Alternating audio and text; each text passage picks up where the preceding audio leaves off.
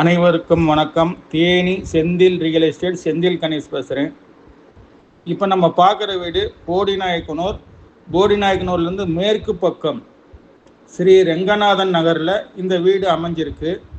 மொத்தம் 1036 சதுரடி இடம். பக்கத்தில் தர்மராஜ் நகர்னு இருக்குது. இந்த இடம் பார்த்திங்கன்னா தெற்கு பார்த்த இடம். தலைவாசல் பார்த்திங்கன்னா கிழக்கு பார்த்து வச்சு கட்டியிருக்காங்க. போர் தண்ணி இருக்குது.